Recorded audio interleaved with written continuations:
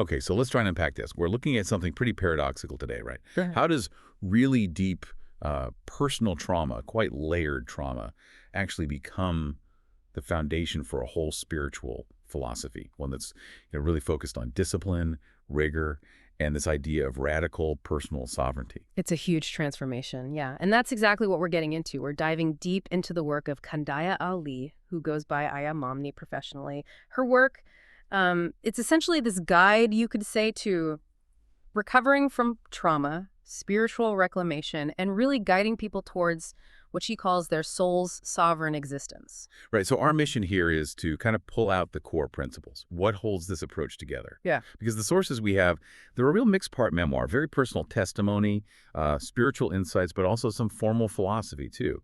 We're trying to see where that lived experience meets, structured spiritual practice and even academic credentials. And the tone, you notice it straight away. It's not gentle. The work is described as honest, courageous, really raw. It's even called a chronicle of rebirth through knowledge and faith.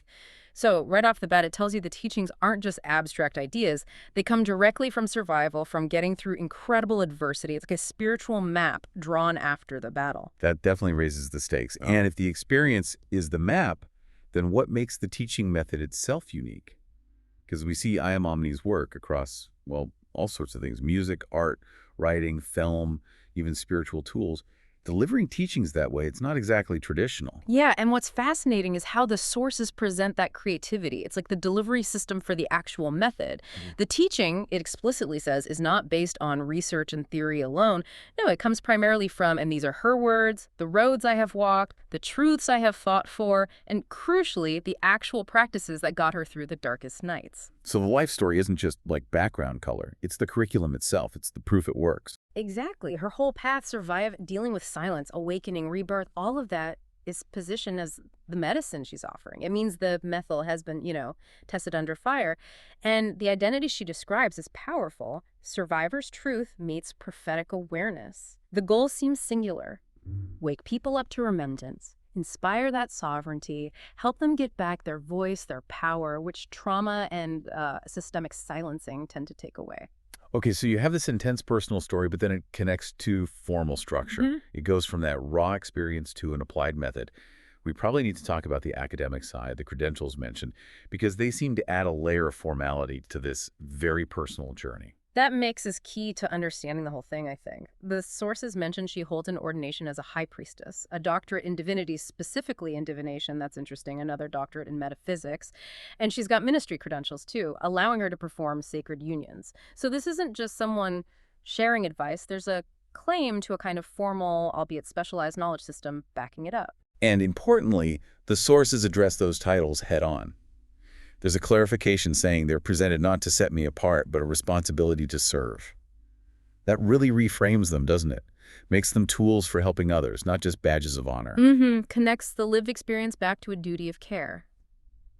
And thinking about the scope, why those specific doctorates, divination and metaphysics, placing them centrally in a trauma recovery system suggests intuition and understanding the deeper structures of reality are seen as vital parts of the healing process. It definitely grounds the approach in some older, maybe more esoteric traditions alongside the personal story. Yes, and if you pull back to the bigger philosophical view, it's described as universal. Yeah. The tools, the techniques, they're apparently universally researched across many religious, spiritual, scientific concepts.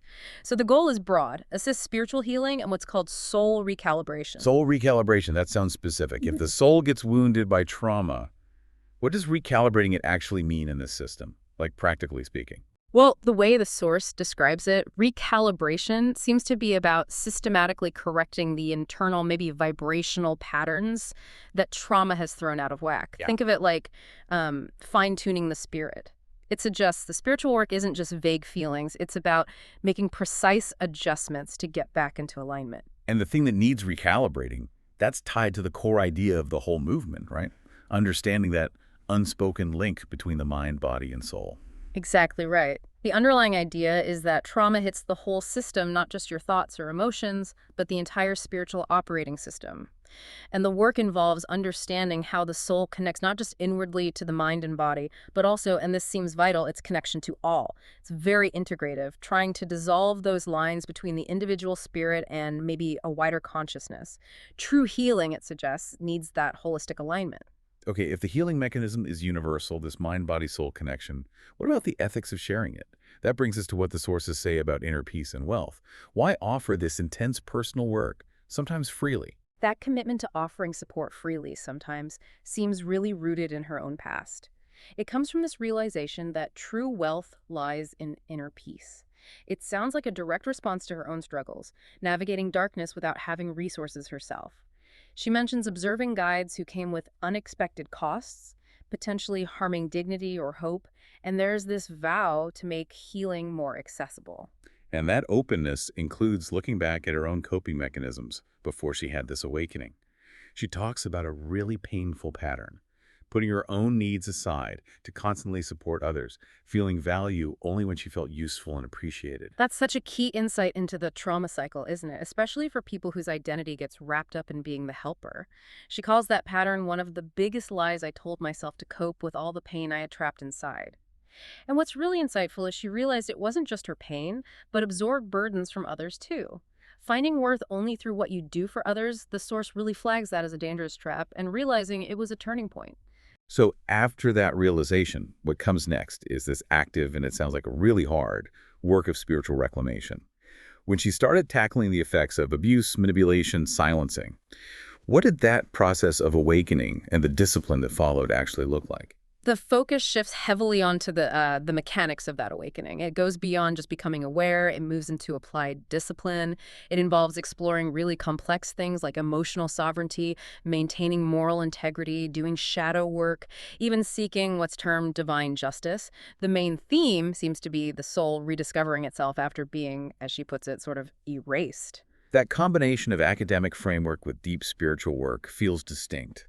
Why is shadow work specifically highlighted so much in this approach? Shadow work here seems to mean directly facing and integrating those hidden parts of yourself, the unprocessed trauma, the shame, the unconscious drivers that block alignment and true sovereignty.